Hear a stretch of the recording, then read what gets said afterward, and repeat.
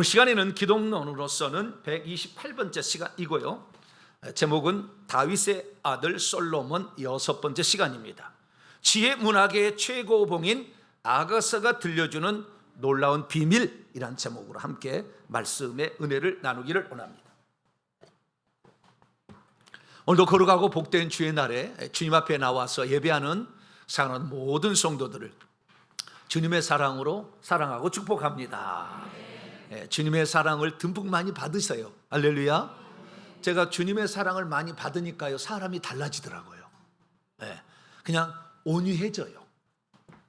주님의 사랑을 많이 받으면 폭력적이지 않아요. 온유해집니다. 그 다음에 스스로가 어떤 존재인지 잘 알기 때문에 교만해지기가 좀 어려워요. 주님의 사랑을 많이 받아야 돼요. 오늘은 그 주님이 얼마나 우리를 사랑하셨는가, 주제라고 딱 한다면 사랑이라는 두 글자로 딱 요약할 수 있어요. 이게 오늘 이 아가서의 말씀을, 근데 그 아가서의 말씀을 오늘 좀 나누기를 원합니다. 아가서는 누가 지었을까요? 아가서 1장 1절에 이렇게 말합니다. 솔로몬의 아가라. 솔로몬이 쓴 아가, 아름다운 노래, 아름다울 아자에다가 그 다음에 노래 가자를 쓰고 있죠. 그래서 이 아름다운 노래다, 이것을 히브리어 보면 시르 아시림 이렇게 돼 있어요. 그래서 영어로 말하면 Song of Songs, 노래들 중에 노래, 이렇게 표현되어 있습니다. 그래서 이 노래들 중에 노래인 이게 누가 지었느냐? 솔로몬이 지었다는 거죠. 그래서 이 솔로몬이 누구냐 봤더니 다윗의 아들이다. 다윗은 아들을 낳았는데 역사책을 다 뒤져보면 19명 정도의 아들이 있어요. 다윗의 아들이. 그 중에 솔로몬은 10번째 아들입니다. 밧세바가 낳은 두 번째 아들일 수도 있고, 그 다음에 또 기록 보면 4번째 아들일 수도 있어요. 뭐라고 다 단정짓기는 어려워요. 역대상에서는 밧세바가 낳은 4번째 아들인데 사무엘하 읽어보면 2번째 아들 이렇게 나와요. 그래서 정확하게 잘 모르겠어요. 그러나 좌우지간 역대상의 기록에 의하면 솔로몬은 밧세바가 낳은 4번째 아들로서 순차적으로 치면 총 부인들이 여럿이 있으니까 부인들이 여럿이 있어요. 그 여럿들 가운데 밧세바라는 여인을 통해 낳은 아들이다, 이렇게 알 수가 있습니다. 그런데 다윗은 자기의 왕권을 누구에게 물려주느냐? 첫째 아들 암논도 아니었고, 셋째 아들 압살롬도 아니었고, 넷째 아들 아도니아도 아니에요. 10번째 아들 솔로몬에게 물려줍니다. 그것은 하나님께서 솔로몬에게 물려주라고 명령을 하셨어요. 다윗이 정한 게 아니에요.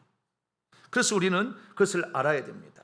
그래서 이 하나님께서 이 아직 밧세바하고 결혼도 하기 전에 하나님께서 다윗을 어여삐 여긴 사건이 있었어요.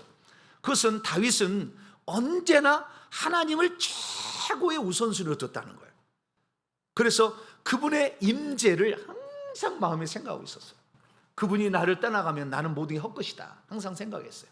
그래서 하나님을 사랑하다 보니 하나님을 곁에 두고 싶었는데, 이 하나님이 계시는 이 법궤가 오벳 에돔의 집에 있었기 때문에 그것을 모셔와서 다윗성에 안치를 합니다. 그리고 안치를 하고 있는데 이 두로왕 히람이 자기를 위해서 궁궐을 지어줘요. 화친해보자는 거죠. 아름다운 백향목으로 궁궐을 지어줍니다. 그러자 이 궁궐에서 향기나는 궁궐에 거하는 다윗이 생각합니다. 나는 이렇게 좋은 집에서 사는데 하나님의 집이 없이 펄럭이는 휘장 가운데 있는 게 이게 안 되겠다 생각이 들어요. 그래서 자기가 성전을 짓겠다고 나단 선자에게 얘기하니까 나단 선자가 하나님의 말씀을 전합니다. 내가 지금까지 광야에서 여기까지 400년 이상을 이 휘장 가운데 살았는데 한 번도 내 집을 지어달라고 한 얘기 없는데 어떻게 내 집을 짓는다고 하는 자가 있느냐? 참으로 기특하도다. 너의 그 갸륵한 마음을 내가 받겠노라. 그리고 약속을 합니다. 그것이 다윗 언약이라는 것인데요, 그 다윗 언약의 핵심은 사무엘하 7장 12절 13절입니다. 내 수완이 차서 내 조상과 함께 누울 때에 내가 내 몸에서 내 씨 제라, 내 씨드, 내 씨를 내 뒤에 세워 그의 왕국을 견고하게 하리라.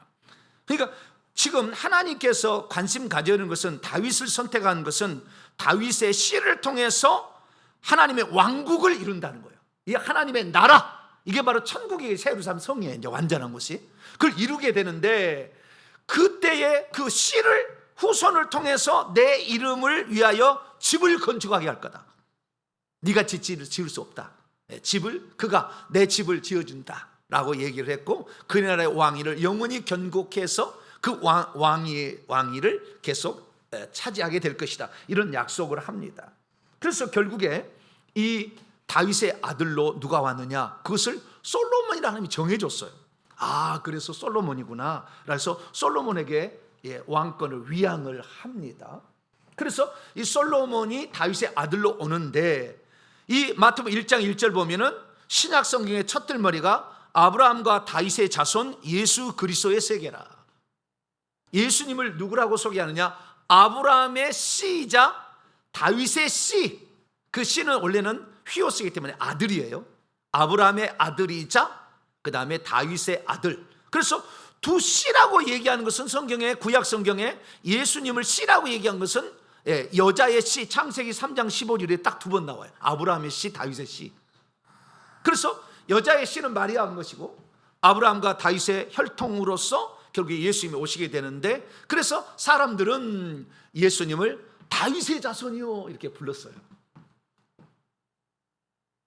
그리고 예수님도 다윗의 자손인 것을 얘기하셨으니, 요한계시록 22장 16절에 나는 다윗의 뿌리요 자손이다 이렇게 분명히 얘기하심으로 예수님도 다윗의 자손인 걸 얘기했죠. 그러니까 솔로몬은 다윗의 자손으로 오실 예수 그리스도의 예표다, 이것을 우리가 알아야 되는 거죠. 솔로몬이 이 땅에 존재하는 것은 예수님이 누군지 소개하려고 하나님이 정하신 사람이다, 이렇게 알 수가 있어요. 그래서 우리는 솔로몬을 연구를 해봐야 돼요. 이 솔로몬을 연구를 해보면 솔로몬은 딱 세 가지로 정리할 수 있어요. 첫째는 지혜의 왕이다, 둘째는 평화의 왕이다, 셋째는 성전을 지은 왕이다. 다른 것도 있지만 이 세 개 안에 다 포함돼요. 제가 다 조사를 해보니까. 그래서 첫 번째는 뭐냐면 지혜의 왕이에요. 그러면 솔로몬이 어떤 지혜를 가졌느냐? 솔로몬이 처음부터 지혜가 있었던 건 아니었어요.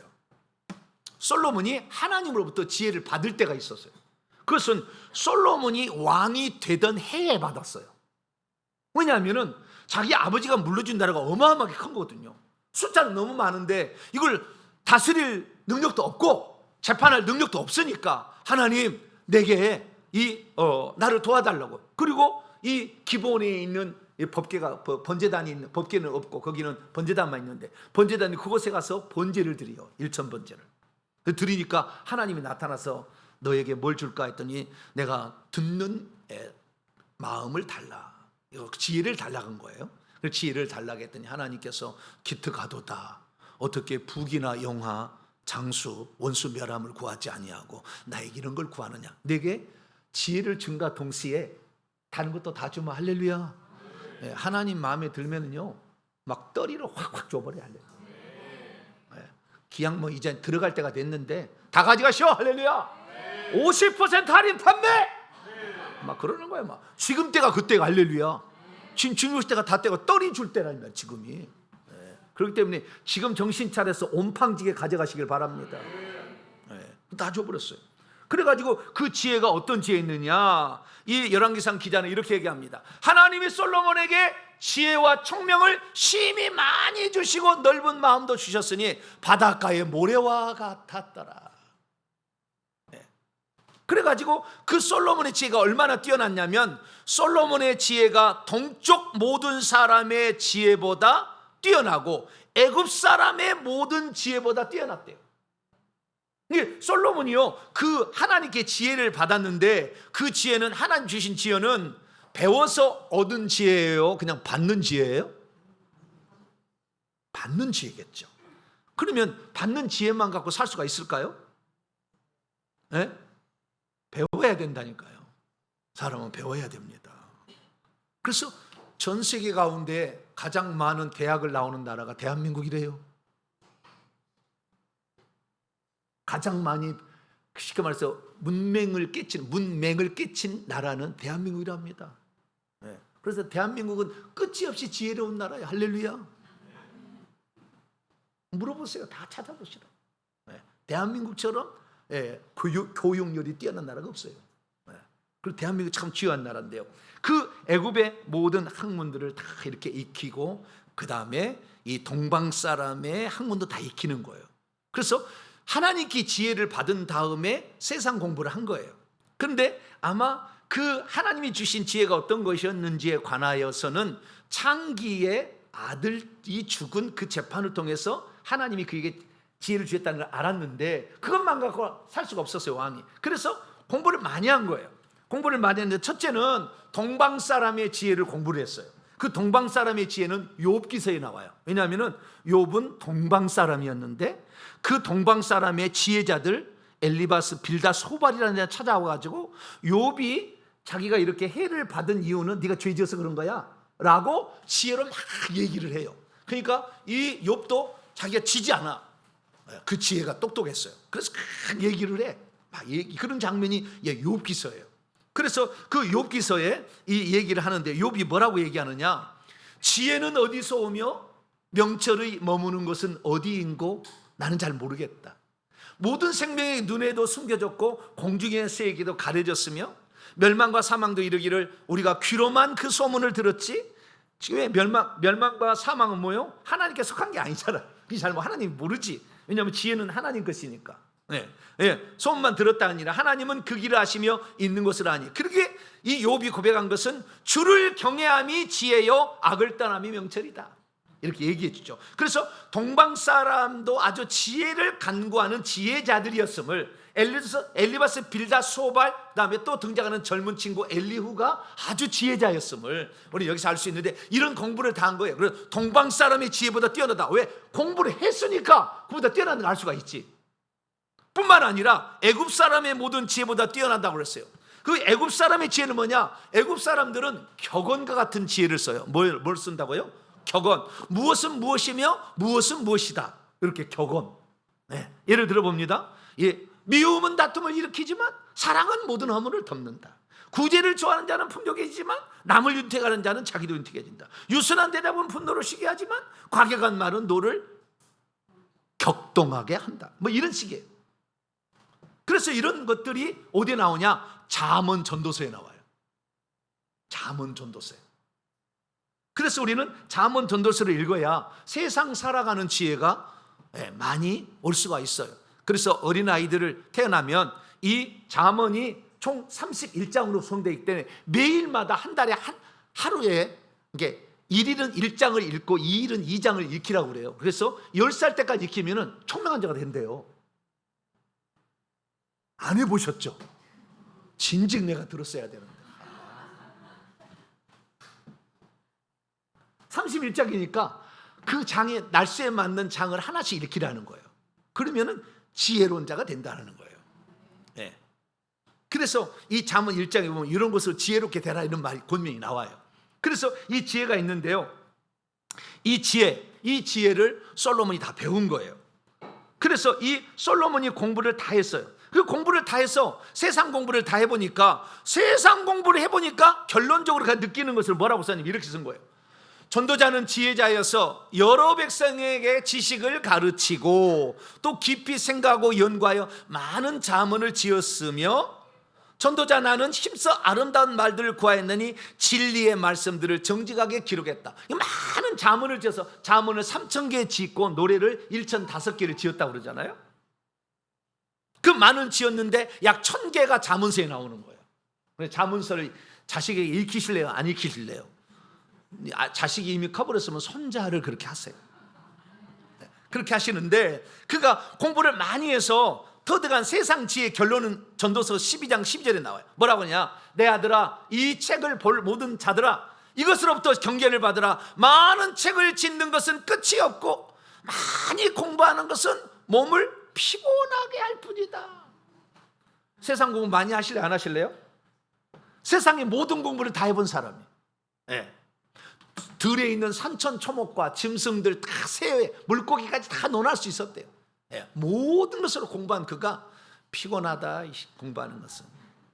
그래서 제가요, 공부하는 것은 세상 공부 얼마나 피곤한지 몰라. 근데 성경을 공부한부터는 한 번도 피곤한 적이 없어요. 알면 알수록 해마가 발달돼요. 뭐가요?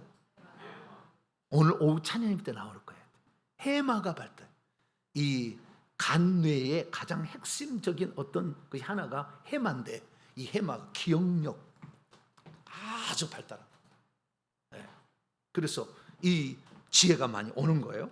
그래서 이 지혜를 많이 받았다 이렇게 말하고 있는 거죠. 그래서 그가 결국에 세상 공부를 다 해보고 누려볼 것 안 누려볼 것 다 해봤어. 먹을 것 다 먹어봤어. 심지어 부인을 1000명이나 뒀어. 솔로몬보다 더 지혜로운 사람이 있으면 나와보라고 그래요. 그런데 그가 뭐라고 했느냐? 그가 이렇게 말하는 겁니다. 뭐라고 했느냐? 다윗의 아들 예루살렘 전도자의 말씀이라. 전도자가 이르되 헛되며 헛되니 모든 것이 헛되더라. 세상 모든 공부는 내 영혼을 위하여 아무것도 준비시키지 못해요. 내 영혼의 미래를 준비시키지 못해요. 그래서 헛되다는 거예요. 그래서 그가 말하기를 뭐라고 했느냐? 사람은 지혜라는 게 뭐냐? 하나님을 경외한다는 두렵고 떨림으로 섬긴다는 거예요. 하나님을 두렵고 떨림으로 섬겨서 그분이 뭐라고 했는지를 제대로 아는 것이 지식의 근본이요 지혜의 근본이다, 이렇게 말을 했어요. 그래서 그가 결국에 뭐라고 하고 전도사를 마치게 되느냐? 지혜서의 마지막 마치게 되느냐? 일의 결국을 다 들었으니 하나님을 경외하고 그의 명령을 지키는 것이 사람의 본분이고, 왜냐하면 하나님은 마중에 우리의 모든 행위와 은밀한 일들을 선악간에 심판하실 분이기 때문이다. 그래서 지혜가 뭔지 아세요? 지혜가 이런 겁니다. 지혜라는 것은 다른 게 아니라 죽은 다음에 심판 후에 들어갈 건데, 죽은 다음에 우리의 미래, 그것이 심판을 통해서 결정되는 것이니까 하나님이 우리 인생을 지은 하나님을 알고 그분이 심판을 어떻게 해서 다음 세계에 어떻게 들어갈 것을 준비하는 것이 지혜다. 할렐루야. 그렇게 말하는 거예요. 여러분들은 아주 지혜를 온팡지게 받았어요. 할렐루야. 맨날 제가 주일마다 그 설교를 열심히 우리의 장래 미래에 대해 얘기하잖아요. 아마 이렇게 1년 12달 얘기하는 목사는 별로 없을 거예요. 그래서 매주마다 정신을 차리게 하잖아요. 동태 눈깔이 되지 마시길 바랍니다. 매주마다 제가 이렇게 하잖아요.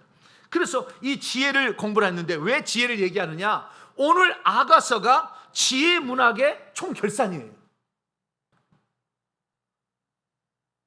그래서 제가 이 지혜를 지금 얘기하고 있어요. 그런데 이 지혜일 뿐만 아니라, 지혜의 왕일 뿐만 아니라 솔로몬은 평화의 왕이에요. 근데 평화의 왕인데 자기가 평화를 만든 건 아니에요. 자기가 평화를 만든 게 아니에요. 나중에 이 여자가 평화를 만드니라고도 다 나오는데, 어쨌든 그건 다음에 설교하고, 이 평화를 자기가 얻었다는 거예요. 근데 얻었는데 어떻게 됐느냐? 다윗이 전쟁에서 다 빼앗아서 평강을 준 거예요. 그래서 이 역대상 22장에는 이 솔로몬이 어떻게 평화를 얻게 되었는지 얘기해 줍니다. 다윗이 그의 아들 솔로몬을 불러서 유언을 합니다. 이스라엘 하나님 여호와를 위하여 성전 건축하기를 부탁하기를, 다윗이 솔로몬에 이르되 내 아들아, 나는 내 하나님 여호와의 이름을 위하여 성전을 건축할 마음이 있었으나 여호와의 말씀이 내게 임하여 이르시되 너는 피를 많이 흘렸고 크게 전쟁하였느니라. 내가 내 앞에서 땅에 피를 많이 흘렸은즉 내 이름을 위하여 성전을 건축하지 못하리라. 보라, 한 아들이 내게서 나르니 그는 평화스러운 사람이라. 내가 그로 주변 모든 대적에서 평화를 얻게 하리라. 그의 이름을 솔로몬이라 하리니 이는 내가 그의 생전에 평안과 안일함을 이스라엘에게 줄 것임이라. 할렐루야. 그래서 이스라엘 민족은 솔로몬이 사는 날 동안에 유다와 이스라엘, 남유다와 북이스라엘이 다안에서부터 브에세바까지 각기 포도나무 아래서 풍성히 먹고 무화과 나무 아래서 평안히 살았더라, 이렇게 고백하고 있는 거죠. 그래서 전쟁을 하지 않은 한 하나님의 나라는 오지 않으며 전쟁을 하지 않은 한 참 평강은 오지 않습니다. 제가요, 이 악한 영들을 다 몰아내니까요 진짜 평강을 누려요. 어떠한 어려운 환경에 처해도 꼭 나중에 그 비둘기가 절벽 사이에 돌 틈에 다 안전하게 있는 것처럼 두려움 없이 살아갈 수가 있어요. 여러분도 회개를 많이 하셔서 악한 영을 다 몰아내, 영적 전쟁의 기수가 돼가지고 다 악한 영을 몰아내기를 바랍니다. 그래서 평화를 얻었어요. 그 다음에 마지막으로는 성전을 지은 왕이에요. 성전을 지으라고 이 땅에 보내심을 받은 자답다라고 말씀할 수 있어요. 왜냐하면 하나님이 이미 다윗에게 그렇게 얘기를 했기 때문에. 그래서 성전을 짓기 위해서 이 땅에 태어난 사람 그입니다. 그는 어떻게 언제 성전을 지었느냐? 그가 왕이 된 다음에 지혜를 얻었고, 지혜를 얻은 다음에 그 다음에 성전을 짓는데, 그가 왕에 오른 지 4년 차에서 7년 동안 짓습니다. 그래서 그가 20살에 왕이 되었으니까 24살에 지어서 30살에 완공을 하게 되죠. 그래서 966년에 지어서 959년에 완공을 하게 됩니다. 그는 어디다 지었느냐? 지을 장소도 다윗이 돈 주고 사놨어요. 다. 연병이 시작된 오르난의 타작마당, 거기를 돈 주고 사놨어요. 거기다 지으라고 그랬어요. 그래서 지금 이스라엘의 성전이, 오말 사원, 지금 이슬람 사원이 거기에 있잖아요. 그 오르난의 타작마당이에요. 거기가 높은 고지대 평평한 곳, 거기다가 짓습니다. 그런데 우리가 이 공부를 지금 하는 이유는 뭐냐? 아가서 때문에 하는 거예요, 사실은. 왜냐하면 지혜가 왜 필요합니까? 지혜가 왜 필요합니까? 그 다음에 성전을 왜 짓습니까? 이 모든 것들이 결국에 이 솔로몬은 뭘 예표한다? 예수님을 예표하는 거잖아요.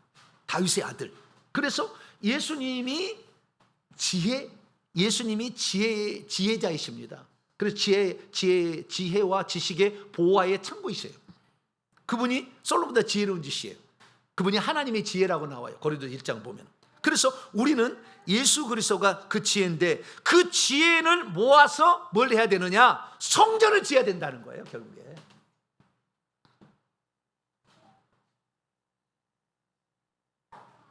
성전을 지어야 된다는. 그래서 이 성전을 짓는 이야기, 이 이야기가 아가서예요, 사실은. 어디가 무슨 성전 짓는 이야기입니까? 두 남녀가 서로 사랑한다고 뽀뽀뽀뽀뽀 하고 뭐 입맞춰 달라고 막 그러고 뭐 침상에 가자고 그러고 막 그러고 자빠졌는데, 뭔 이것이 무슨 성전 짓는 이야기. 좀 더 끝나고 들어보세요. 그래서 이 예수 그리스도께서 이 땅에 오신 목적은 기본적으로는 악한 영을, 사망의 세력을 잡은 자를 없이 하고 우리에게는 속죄를 주고 생명을 주는 일이었으나, 그 일을 누가 하느냐? 성령이 하는 거예요. 그럼 성령이 오셔서 하는 일은 뭐냐? 성전을 짓는 거예요. 교회를 탄생시키는 거죠. 그래서 예수님이 마태복음 16, 18절에 너는 베드로라, 이 반석 위에 내 교회를 세우리니 음부의 권세. 이게 예수님 이 땅에 오신 목적, 제자들을 뽑은 목적은 궁극적으로는 교회 세워라 이거예요. 그 교회는 뭐냐? 너희가 예수 그리스도를 믿고 생명을 받은 너희가 하나님의 성전이다, 하나님의 집이다.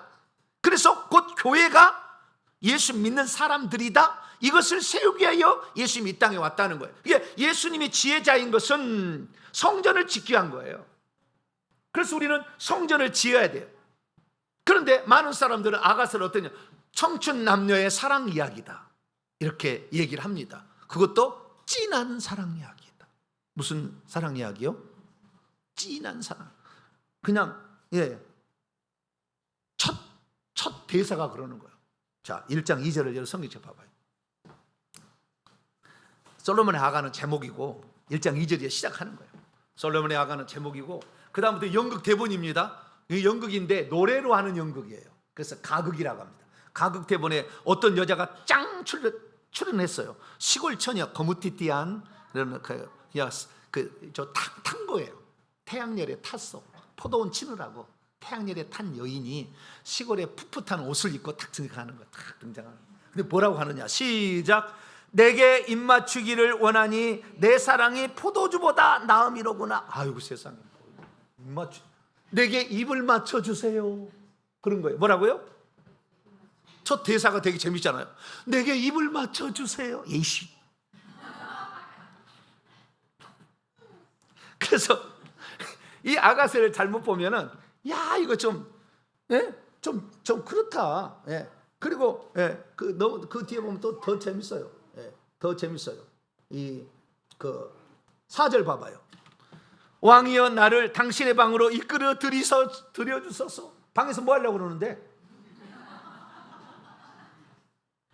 그래서 이 아가스를 읽다가 떼씨 이게 무슨 성경책 이게 그럴 생각이 막 들어요. 이걸 모르니까 그러는 거지 이제. 그래서 제가 이 아가서의 진면목을 말씀을 드리겠습니다. 그래서 이 아가서는 결국에 교회를 어떻게 세우고 교회가 어떤 존재인지를 알려주는 책임과 동시에 그 교회를 세우러 이 땅에 오신 예수 그리스도가 누군지를 알려주는 거예요. 이것이 아가서입니다. 그래서 아가서를 아는 사람들은 그리스도와 교회를 알려주는 가장 귀한 책이다, 이렇게 말하고 있는 것이죠. 그래서 그리스도와 교회에 관한 완벽한 교과서, 그래서 그것뿐만 아니라 이것이 각으로 지었기 때문에 함축적인 표현들로 가득 들어있어. 그래서 이것을 문학이다, 지혜 문학의 정수다, 이렇게 얘기를 합니다. 그러면 이 책이 진짜 우리에게 들려주실 바는 무엇일까요? 오늘 그것을 통해서 이 솔로몬이 이 땅에 존재했던 그 이유, 아가서 쓰려고 온 거예요. 그래서 그 이유를 정확히 알아가지고 여러분도 이 솔로몬이 이 땅에 보냈던 그 목적을 정확히 알아서 하나님의 사랑받는 사람이 되고 주님이 이끌어가는 복된 성도가 되기를 축원합니다. 자, 오늘 본 말씀 어떤 말씀입니까? 술람미 여인이 솔로몬을 엔게디 포도원의 고베라 송이라고 할 때에 솔로몬은 그 여인을 가르쳐서 가시나무 가운데 백합하라 했다고 하는 말씀입니다. 아가서를 보면 21가지의 식물의 종류가 나오는데 왜 두 사람은 당신은 엔게디에 있는 젓갈색의 고베라 송입니다 이렇게 얘기하고, 또 한 사람은 당신은 가시나무 밭에 백합합니다, 이렇게 딱 두 가지 첫 인상을 얘기해 준 거예요. 서로 간에 첫 인상을 딱 얘기해 준 거예요. 이렇게 그 두 가지로 얘기를 했을까? 다른 게 많아요. 나도나무 무슨 나무가 엄청 많아요. 꽃도 많이 나오는데 왜 이 꽃과 이 나무라고 표현을 한 것일까요? 특히 꽃을 가지고 얘기를 한 것일까요? 대체 이 두 사람은, 고베라와 백합화가 이 두 사람이 무엇을 가르쳐주고 있는 것일까요? 오늘 본 말씀은 솔로몬의 40년 통치 가운데 어느 시기에 지은 것 같아요. 근데 언제 지었느냐? 안 나와 있죠. 그렇잖아요. 나왔어요, 안 나왔어요? 주석에는 나와 있나?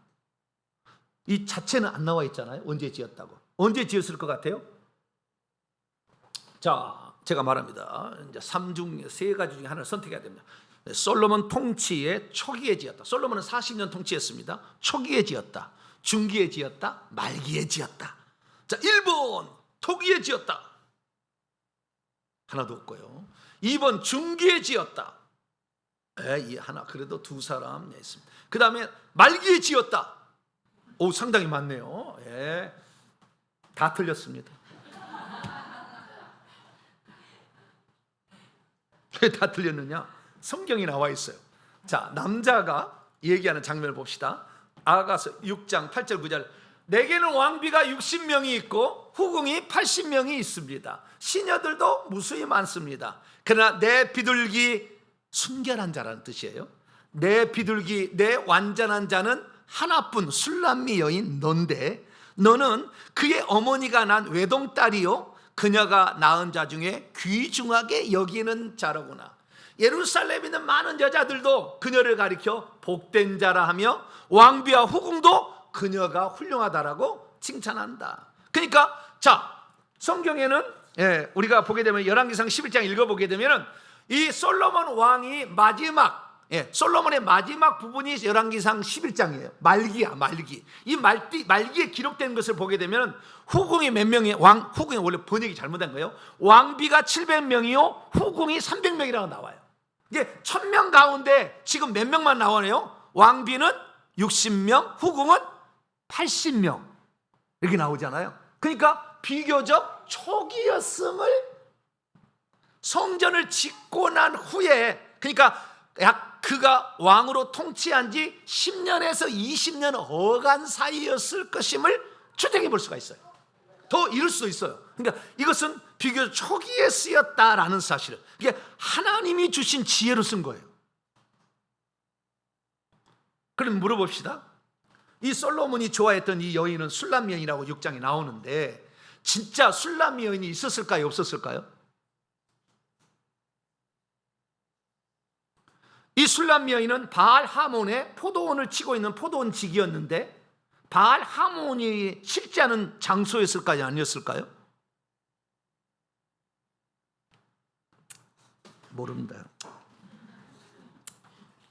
모르겠다고 해야 이제 더 틀리지 않는 답을 찾아갈 수 있으니까. 네. 좀 이따 뒤에 나누도록 하고.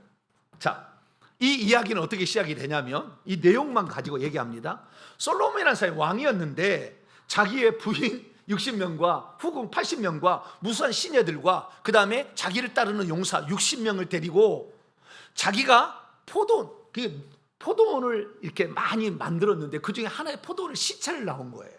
세를 줬거든. 은 1,000개로 세를 줬거든. 그래서 그 포도원이 어떻게 자라고 있나 시찰을 나왔는데 그 시찰 나올 때 식탁 안에 그 포도원 지기를 초청을 한 거예요. 그러니까 이 시골 처녀가 포도원 지기였는데 거기 딱 온 거예요. 그러다가 서로 딱 쳐다봤어. 쳐다보는 순간에 뿅 빠져버려. 눈알이 뚝 떨어져 버렸어. 오! 솔로몬이 그렇게 찾던 여인이 그 여인 것을 그때 바로 알아버려요.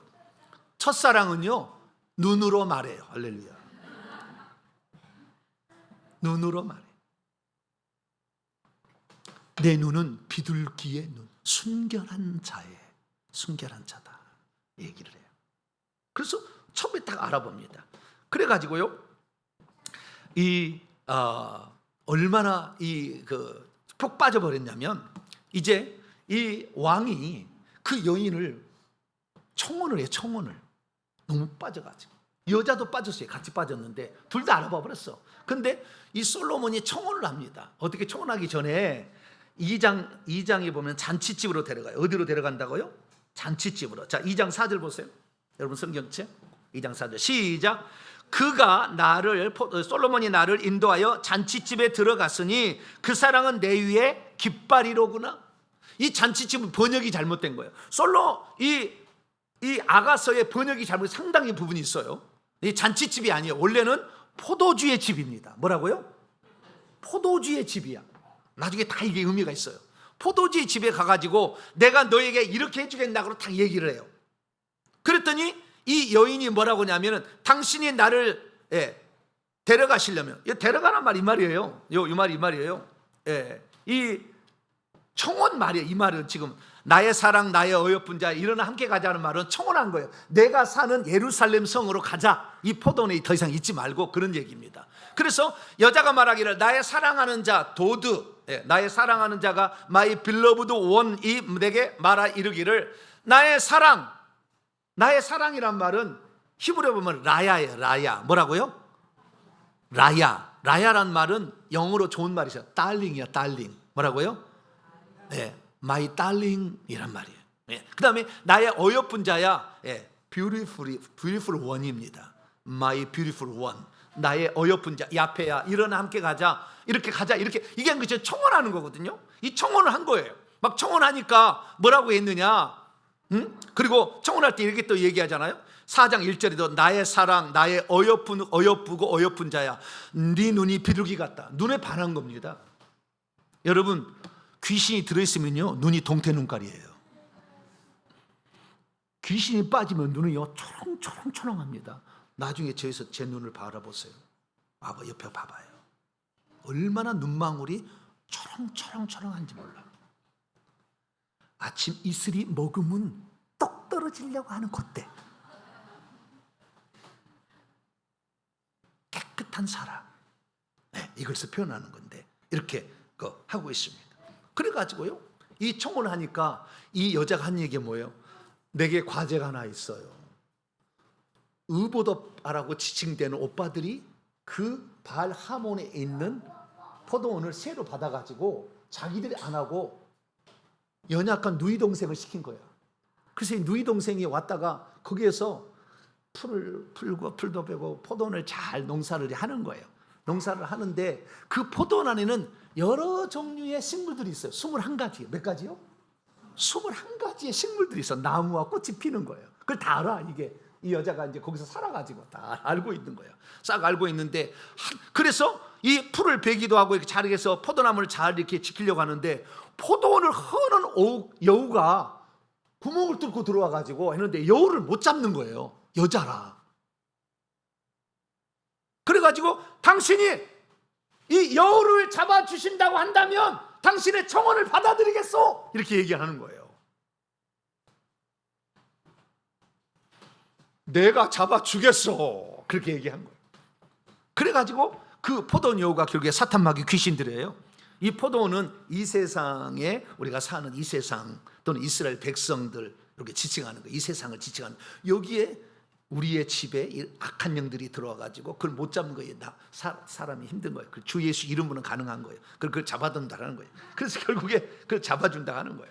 그래서 결국에 결혼해가지고 예루살렘 성 안에 들어가서 잠깐 실수를 했지만 자기 남편이 무엇하고 있는지를 결국에 나중에 알아내요. 그 두 가지 일을 하고 있었어요. 나중에 다 얘기할게요. 두 가지를 하고 있어요. 그래서 그 일을 도와주는 자로 자기가 바뀌어서 끝난다는 얘기가 이 아가서의 이야기입니다. 근데 뭐냐, 두 사람이 첫눈에 딱 반해버렸어요. 딱 반해버렸어요. 근데 그때 뭐라고 했느냐, 이렇게 얘기를 한 거예요. 여자는 내 사랑은 저 사람은 내게는 엔게디 포도원의 고베라 송이로구나. 엔게디 포도원의 고베라, 엔게디에 지금 있다는 거잖아요. 여기가 근방에 엔게디가 있다는 것이고, 그 포도원에 지금 그 밭에 고베라 나무가 있어. 고베라 나무가, 그 고베라 나무에 꽃이 인 거예요. 고베라의 꽃이야.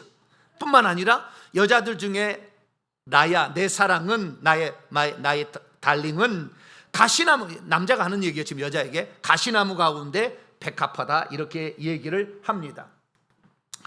믿음이 없으면 아가서를 읽을 때에 청춘 남녀의 에로틱한 사랑의 이야기로만 보게 됩니다.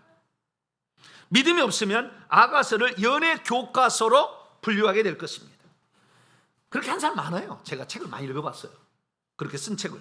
믿음이 없으면 조금 더 양보해서 아가서를 하나님께서 이스라엘을 사랑하는 이야기라고 이렇게 표현할 수도 있습니다. 믿음이 없으면 아가서를 읽으면서도 그 안에 감춰진 하나님의 비밀인 그리스도와 그리스도의 비밀인 교회를 발견하지 못합니다. 믿음이 없으면 아가서가 신앙에 관한 단 한마디의 진술이 나오지 않기 때문에 아가서가 정경 목록에 들어가지 말았어야 할 책이라고 주장하게 될 것입니다. 그런 자가 있어요. 믿음이 없으면 아가서는 나쁘끄러운 이야기들로 가득 차 있으니 이 책을 연구하려는 자가 읽지, 일반 사람을 읽지 마라 라고 권면할 것입니다. 믿음이 없으면 아가서를 성경으로 남겨두신 하나님의 놀라운 섭리와 뜻을 발견하지 못하게 될 것입니다. 믿음이 없으면 아가서를 이 세상에 나온 그 어떤 책들 중에서도 가장 완벽하게 문학적으로 그리스도와 교회를 설명해주고 있는 책이라는 것을 깨닫지 못하게 될 것입니다. 믿음이 없으면 그렇게 등장인물의 표정과 옷과 대화와 복장과 비품 속에서 솔로몬이 하나님의 지혜로 이 책을 기록했다는 것을 깨닫지 못하게 될 것입니다. 그러므로 저와 여러분들은 하나님의 지혜를 듬뿍 받아가지고 이 아가서의 내용을 제대로 파악함으로 주님이 얼마나 우리를 사랑해서 우리를 구원하셨는가, 어떻게 구원하셨는가, 그리고 구원받은 우리는 장차 어떻게 되어야 될 것인가를 정확히 알으셔서 하나님의 구원 경륜을 이루는 복된 성도가 되기를 축원합니다. 오늘은 그 중에서 첫 번째 시간이니까 아가서에 등장하는 예수 그리스도가 누군지를 오늘은 살펴보도록 하겠습니다. 자, 아가서는 욥기, 시편, 잠언, 전도서, 아가서, 이 5권이라는 시가서, 시와 노래로 구성된 5권의 책의 한 권입니다. 이 책에서는 솔로몬 왕과 한 시골 처녀인 술람미 여인과의 일어난 사랑 이야기와 결혼 이야기와 그 다음에 결혼에 처음에 있다가 좀 약간 둘이 싸운 듯한 그 장면이 나와요. 그러다 나중에 진짜 왕의 뜻을 알고 이 왕비가 그 뜻을 이루어가는 과정으로 끝나는 그러한 이야기입니다. 그런데 이 아가서가 성경 가운데 제가 볼 때는요 가장 난해합니다. 가장 읽기가 어려워. 제가 성경을 다 읽어봤지만 제일 읽기가 어려웠어요. 왜냐하면은 가극 대본이에요. 가극 대본. 그렇기 때문에 누가 앞에가 썼으면 좋겠어. 여자, 남자, 그 다음에 예루살렘의 딸들, 의붓오빠, 무슨 합창, 나레이션 이런 게 있었으면 좋겠는데 그게 없어요. 그러니까 누가 얘기하는지를 모르겠어. 그래서 맨날 헷갈리는 거야. 그래서 내 사랑하는 자는 엔게디 포도원의 고베라구나, 이것을 솔로몬이 했다고 해버려. 엉뚱하게 푼다 그 말이에요. 엉뚱하게. 그게 어려워요. 그래서 제가 읽을 때 제일 난해했어요. 그 다음에 나 부끄러운 이야기들이 너무 많이 있기 때문에 이게 곤란하다, 이거 좀 곤란하다, 이 생각을 몇 번 제가 했어요. 초창기에는. 그러다 나중에 이것을 깨닫고 난 다음에 제가 감탄했습니다. 왜냐하면 제가 국어 국문학을 했잖아요. 제가 왜 국어 국문학과를 갔냐면 문학을 비평해 보려고 한 거예요. 특히 시. 그래서 내가 시에 관하여 대학 졸업 때 학위 논문을 썼어요. 그 비평에 관한. 그래서 그 시를 들여다보게 되면요, 그 시 속에는 짧은 단어 속에 암시를 엄청 해야 됩니다. 상징이라고, 상징. 함축적 표현들을 통해서 얘기를 하는 거예요. 그런데 이건 시인데요, 시하고 가곡시하고 다른 점은 뭐냐면 우리가 보게 되면요, 처음부터 설명해 주지 않는다는 거예요. 우리가 유명한 이런 그 드라마를 보게 되면 처음에 어떤 장면이 확 나와. 좀 왜 그럴까? 왜 그럴까? 나중에 한참 보면 뒤편에 힌트가 조금씩 나와. 이게 그래서 이 장면이 등장했구나, 이렇게 그게 문학적 표현이거든요. 처음부터 알려주면 재미없어. 그러니까 처음에는 감춰놔 버려. 그래서 충격적인 기사, 저 양반이 내게 뽀뽀해 주기를 이렇게 나와. 처음에 등장이 말이. 그러니까 저 여자가 미쳤나 지금, 웬 뽀뽀야? 이렇게 이제 생각할 거 아니에요. 그럼 왜 뽀뽀해 주기를 원할까? 이제 그것을 이제 계속 들어야지. 이제 들으면 어느 순간에 알게 되는 거예요. 조금씩 힌트가 나오는 거예요. 그 복선을 깔아요. 이 복선을 깔아가지고, 그래서 흥미진진하게 만들면 베스트셀러가 되는 겁니다. 할렐루야. 이제 문학가 다 되겠네. 그것이 문학이에요. 그래서 이 문학 작품에 최고의 점수입니다. 나는 이 문학을 공부한 사람으로서 어마어마하게 놀래버렸어요. 이야, 이럴 수가 있나, 이런 이야기예요. 그래서 이 가곡시인데요, 이 가곡시에서 우리는 뭘 발견해야 되냐고 하냐면, 뭘 발견하냐면 솔로몬이 지혜를 가지고 성전을 지었다. 이 성전은 곧 교회다. 그 교회는 그리스도의 몸으로부터 산출된다, 이거예요. 이것을 문학 작품으로 만든 겁니다. 그래서 이 지혜 문학의 총수다, 총아다, 이렇게 말할 수가 있게 되는 것이죠. 자, 그러면 이것을 우리가 풀 때 문자 그대로 풀면 안 되는 거예요. 전적으로. 왜? 문자 그대로 풀지 말아야 될 이유를 말씀드립니다. 첫째, 여기에 등장하는 여인 솔로몬은 왕인데, 등장하는 시골 처녀 포도원 지기, 이 여자의 이름이 나와요, 안 나와요? 안 나와. 뭐라고 나와요? 술람미 여인이라고만 나와. 자, 6장 13절에 딱 한 구절에 나와요.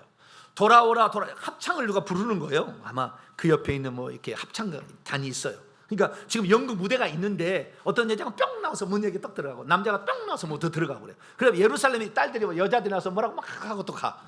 그래서 나레이션이 들렸다가 합창도 들려요. 여기 지금 연극 무대인 거예요. 근데 합창이 뭐라고 그러냐, 이 여자가 어디로 가니까 돌아오라 술람미 여자야. 그래서 술람미 여자는 거예요. 6장에 비로소 나와. 처음에 여자가 이름도 안 나와. 그냥 내 사랑하는 비둘기 막 이렇게 나와. 그러다 나중에 술람미 여자로 나옵니다. 이 술람미 여자고, 그 다음에 이 솔로몬이 바알 하몬의 포도원을 하나 돼서 세를 놓았는데, 은 1,000개로 세를 놓았는데, 바알 하몬이라는 것이 아까 엔게디 포도원의 고비라성이라고 했죠. 그럼 그 장소가 어디여야 됩니까? 엔게디 근방이어야 되겠죠. 근데 엔게디 근방에 바알 하몬이 있을까요, 없을까요? 없어. 이스라엘 전체도 안 나와. 바알 하몬은 연극 작품인 거예요. 문학 작품인 거야. 왜 그러느냐? 첫째, 술람미 여인은 뭐냐? 술람미 여인인데요, 술람미 여인은 술람미라는 것은 이름이 아니에요. 술람이라는 것은 솔로몬의 여성형 명사예요. 뭐라고요? 솔로몬이 남성형 명사, 평강이라는 남성형 명사고, 그 다음에 술람이는 여성형 명사예요. 그래서 한 짝이다, 평화의 한 짝이다, 이렇게 말해주고 있어요. 그래서 실제적으로 아가서에 등장하는 등장인물과 그 다음에 그 장소가 허구다, 쉽게 말해서 지어낸 것이다. 지어낸 것이다. 실제적으로 여러분이 역사책 다 읽어보면 솔로몬의 부인의 이름이 나와요, 안 나와요? 1,000명 부인 가운데 여러분 혹시 솔로몬 부인 이름 알고 있는 거 있습니까? 안 나와. 그러면 이 솔로몬이 왕비가 60명이 있고, 그 다음에 첩이 80명이 있고, 무슨 시녀들이 있을 때 그때 사랑했던 술람미 여인, 이 여자만 사랑했고 끝까지 사랑했을까요? 열왕기 12장 이거 안 그래? 이 수많은 여자들 사랑해서 거기다 막 자기들 신전 지어줘서 다 망했다, 그렇게 나와. 이렇게 사랑했던 여자가 없어.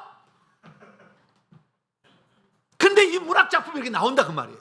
그것이 이것을 하나님의 감동과 성령의 계시로 쓴 거다, 이렇게 말할 수밖에 없어요.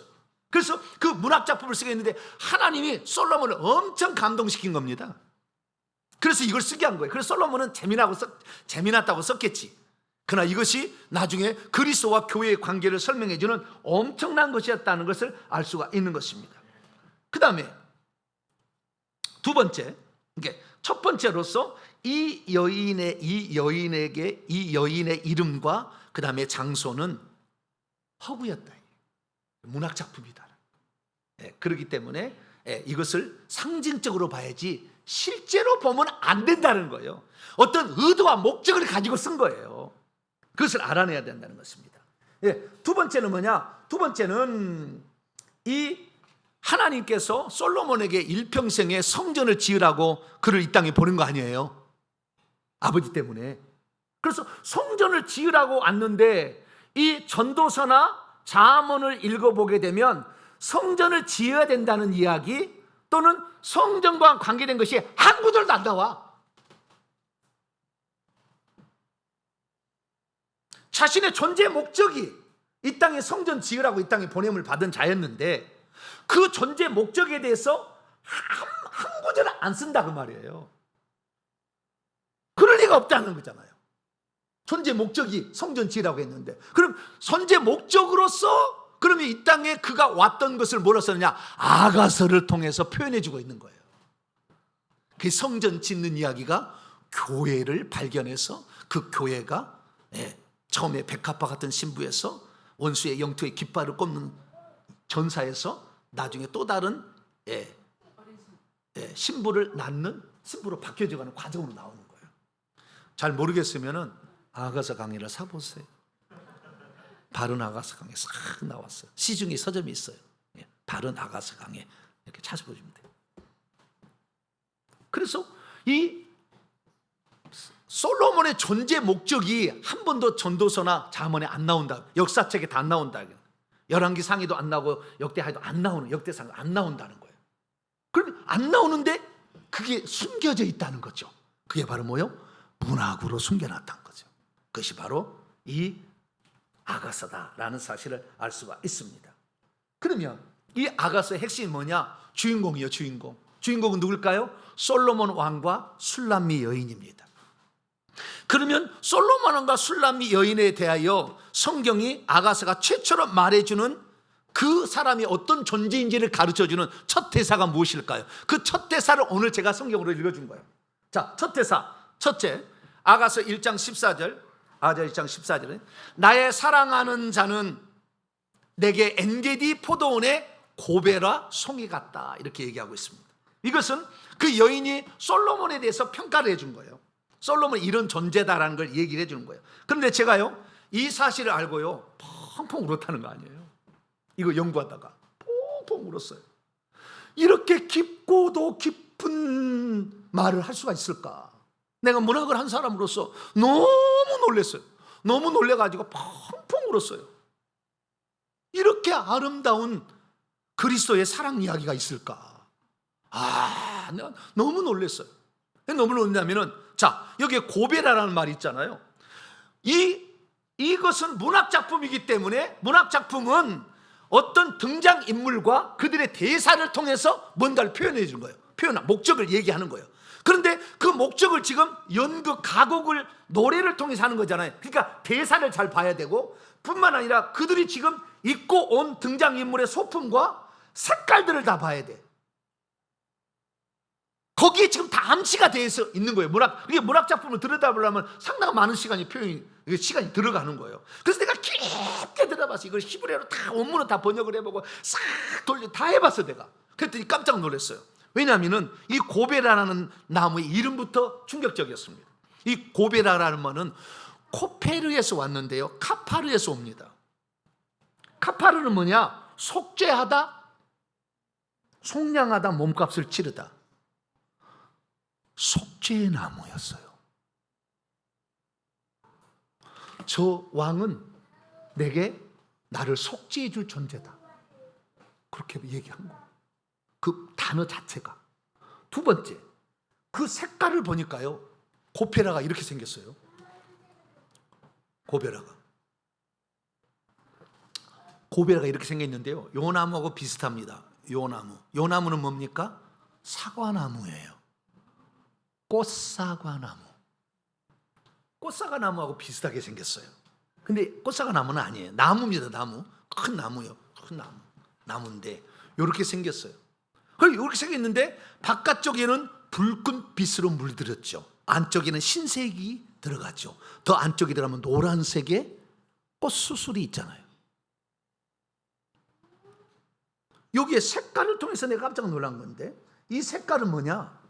이 색깔이 예수님을 상징하는 거예요. 우리 죄를 위해서 십자가에 피 흘려 죽으실 분이신데, 그분은 원래 속은 죄가 없으신 흰색에 죄가 없으신 분이고, 그분이 사시는 곳은 황금색의 나라 천국이다.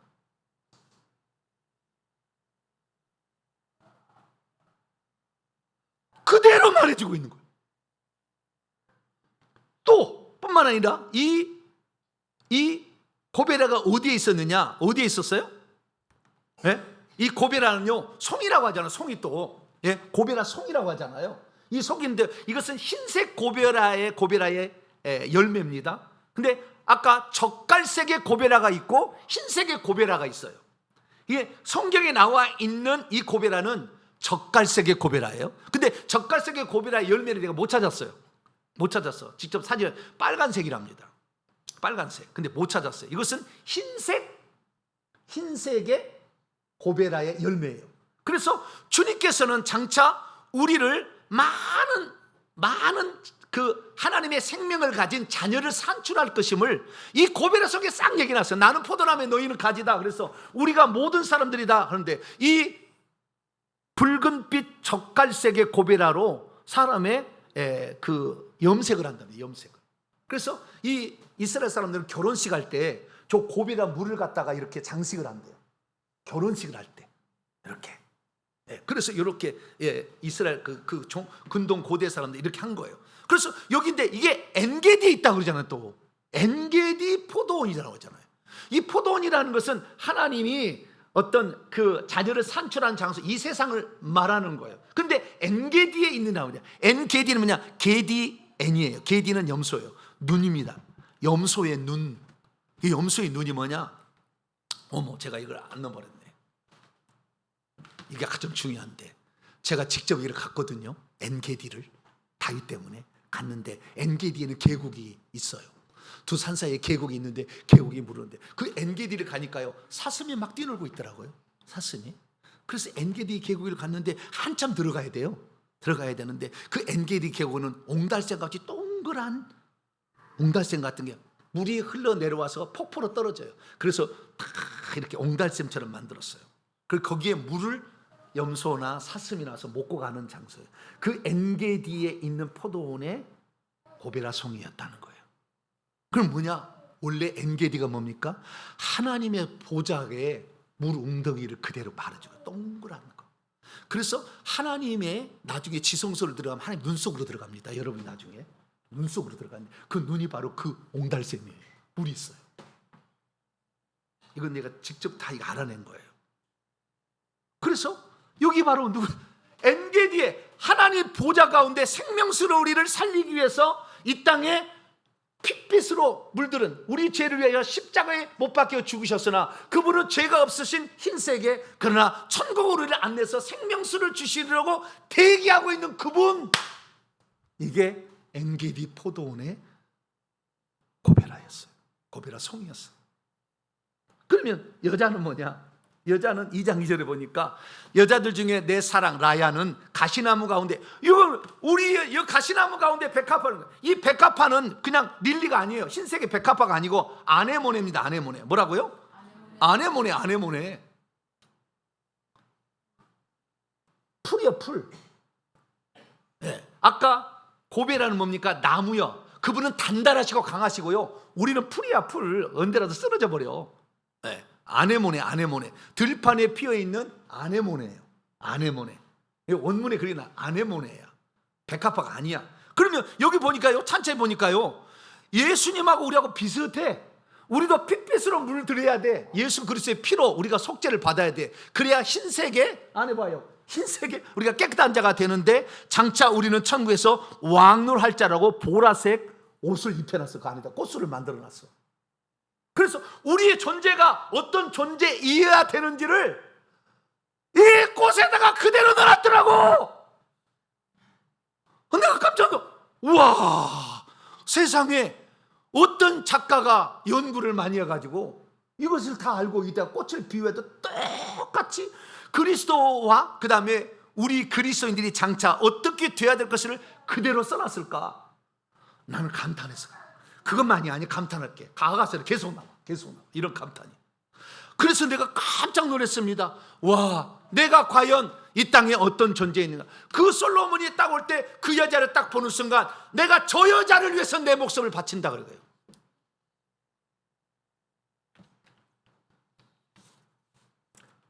우리는 연약한 풀이야. 1년 새기면 지고 피어 죽어버려. 근데 고베라는 죽지 않고 계속 수십 년을 살아. 그분은 영원히 사실 뿐인데 우리는 하루에 피었다가 하루에 사라질 연약한 존재. 근데 어디에 있느냐? 가시나무. 창세기 3장에 우리가 죄를 지었더니 가시떨기가 나온다고 그랬잖아. 엉겅퀴가 나온다고 했잖아. 그래서 세상은 엉겅퀴, 가시떨기로 고난의 삶에 우리가 살고 있는 거예요 지금. 네. 그러나 장차 우리가 영원히 이런 세상에 고난 가운데 사는 게 아니에요. 장차 우리는 예수 그리스도의 피로 속죄함을 받아서 흰옷을 입고 들어가서 왕복을 입을 존재. 할렐루야. 그런 존재라는 것을 딱 여기다가 솔로몬이 써놨더라고. 와, 그렇습니다. 내가 장차 하늘나라에 들어가서 왕비가 돼야 되는군요. 왕이 돼야 되는군요. 라는 사실을 저는 여기에서 깊게 깨달았어요. 더 감사한 것은 이 고베라 송이가 이 포도원에서 일찌감치 자라고 있었다는 거예요. 하나님은 만세전에 우리를 구원해서 이 땅에 오셔가지고 우리를 구원하려고 플랜 B를 작동하고 있었던 거예요.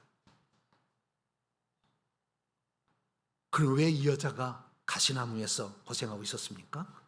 의붓 오빠, 외동딸이라고 나오잖아요. 오빠가 또 뒤에 나와. 의붓 오빠야. 의붓 오빠들이 세를 받아가지고 이 자기 여동생, 연약한 여동생을 포도원지기로 시킨 거예요. 의붓 오빠는 사탄 마귀예요. 하여튼 마귀. 그래서 마귀의 종노를 하면서 고생하고 있는 우리를 말하는 것이고, 그런데 이 사탄 마귀가 고용해서 그렇게 고생을 하고 있는데 이 우리의 건강을 갉아먹고 포도를 따가는 여우가 있어. 이것이 귀신들이야. 이것을 잡지를 못해서 당신 나를 신부로 데려가려면 이 여우를 잡아주세요. 이렇게 한 거예요. 그래가지고 잡아주겠다 해서 결국에 결혼의 꼴이라는 장면이 바로 아가서입니다. 그래서 우리는 일평생에 예수님이 나를 위하여 원래 높고 높은 하늘에 죄 없으시고 황금 보좌에 앉아 계신 그분이 나를 위해서 사람 되셔서 죽으러 오셨구나. 그것을 이 아가서를 통해서 깊이 묵상하시고 나를 위해서 온몸을 바치신 그 주 예수님만 사랑하는 자름 되시기를 간절히 바랍니다. 기도하겠습니다. 자비로우신 아버지 하나님, 하나님이 우리를 얼마나 사랑하셨는가 여기에 표현해 주고 있었습니다. 오늘 피로 물들인 옷을 입으시고 우리에게 다가오신 예수 그리스도, 그분만이 나의 신랑으로 모시고 살아가는 저희들 되게 해 주시옵소서. 우리 주 예수 그리스도의 이름으로 기도하옵나이다. 아멘. 자, 정리를 해보도록 하겠습니다. 자, 큰 소리로 시작. 주여, 하늘의 영광의 보좌를 버리시고 이 땅에 오신 주 예수님이 누구였는지 알게 하시니 감사합니다. 주여, 예수님은 엔게디 물가에 피어있는 한 송이 젓갈색의 고멜하였음을 알게 하시니 감사합니다. 주여, 예수님은 우리에게 생명을 주기에 이 땅의 시골에서 태어나신 분으로, 그분은 처음부터 우리 인류를 위해 자신의 목숨을 내놓기에 붉은 옷을 입고 있었음을 알게 하시니 감사합니다. 주여, 예수님은 원래 죄 없는 분이셨으나 우리를 위해 피 흘려 죽으시고 우리를 황금색의 나라 세상 성 안으로 인도하시는 분이신 것을 알게 하시니 감사합니다. 주여, 나도 그분의 핏빛 사랑을 힘입고 죄 없는 사람이 되고 장차 보라색의 왕비의 옷을 입을 사람으로 예정해 놓으셨음을 감사드립니다. 주여, 하나님의 영원한 경륜과 뜻을 제대로 이해하지 못했습니다. 용서해 주소서. 됐다. 시작. 주여, 이제는 주 예수님만 사랑하겠습니다. 주여, 이제는 그분의 고귀한 일생을 잊지 않겠습니다. 주여, 이제는 우리를 위해 기꺼이 이 땅에서 자라고 계셨던 예수님을 진정 존경합니다. 주여, 이제는 주 예수님만 찬양하겠습니다. 주여, 이제는 주 예수님만 사랑하겠습니다. 선포 시작. 이제까지 나로 하여금 아가서를 읽어도 그 뜻을 깨닫지 못하도록 막고 있던 악한 영들을 묶임을 받고 떠나갈 시어라. 이제 내가 예수 이름으로 나는 예수님이 엔게디 생가에 피어있는 젓갈색의 고멜하는 것을 깨닫지 못하게 하는 악한 영들을 싹 다 떠나. 내 영혼아 깨치하다. 내 영혼아 깨치하다. 나를 위해 핏빛 사랑으로 찾아오신 예수님만 영원히 사랑하고 감사할지어다. 했습니다. 시작. 아가서는 솔로몬이 지은 지혜문화의 정수로서 고도로 계산된 예수님 소개책이로구나. 아가서는 만세전에 작정하신 하나님의 뜻과 경륜의 정수를 보여주는 최고의 걸작품이로구나. 하나님께서 죄진 인류를 구원하기 위해 이미 만세전부터 피 흘려 죽으실 것을 작정하고 계셨구나. 주님의 사랑은 예수님을 만나는 순간부터 온통 예수님 생각으로 가득 차게 되는구나. 솔로몬이 예표하고 있는 예수님은 지혜의 왕이요 평강의 왕이며 교회를 선출하기 위해 이 세상 포도원에서 태어나서 젓갈색의 핏빛 옷으로 자신을 단장하고 계셨구나. 예수님께서 사랑하는 사람은 오직 한 사람, 가시나무 가운데서도 오직 한 분 예수님만을 기다리고 있는 시골 처녀였구나. 아멘. 두 손 들겠습니다. 포도원에서 고베라가 자라고 있었고 아네모네가 자라고 있었지만 그것이 뭔지를 몰랐어요. 솔로몬이 와서 자기를 불러주기까지는. 우리 주님도 이미 우리를 위해서 엄청난 일을 만세 계획에서 하고 있었어요. 우리 주변에 하고 있었지만 우리가 잘 몰랐죠. 이제 와서 보니 그분은 만세전부터 날 위해 죽으실 것을 각오하고 이 땅에 오셔서 신부를 데리고 될 사람을 포도주의 집으로 가서 내가 죽을 거다 너를 위해서 알려줬어요. 그래서 우리가 구원받은 것입니다. 나를 위해 이 땅에 오신 주 예수님 감사합니다. 주님만을 사랑하고 나도 일편단심 주님만을 위해 살겠습니다. 도와줘. 주여 한번 부르고 기도합니다. 주여! 하나님 아버지, 이미 포도원의 한 귀퉁이에 고베라는 자라고 있었습니다. 꽃을 피우기 전까지 고베라가 무엇인지를 그 여인도 몰랐습니다. 그러나 어느 날 꽃을 피우는 걸 보니 그것이 무엇인지를 나중에 비로소 알게 됩니다. 솔로몬은 아버지 하나님이 엔게디 샘가에 피어있는 고베라 한 송이를 보며 이것이 바로 주 예수님이 나를 행하실 미래의 일이구나, 그것을 깨닫게 되었습니다. 하나님 아버지, 그것을 문학작품으로 남겨 영원토록 우리 주님이 이 땅에 무엇을 위해서 오셨는지를 알 수 있도록 아버지 그것을 가르쳐 주셨으니 감사합니다. 우리는 아가서를 통하여 주님이 얼마나 우리를 사랑하시고 우리를 위해서 시골의 포도원에 낮아지시고 낮아지셔서 오셨음을 우리가 알고 그분만을 사랑하고 그분이 나를 위해서 모든 것을 다 내오셨음에 감사하며 그분을 사랑하며 살아가는 저희들 되게 해 주옵소서.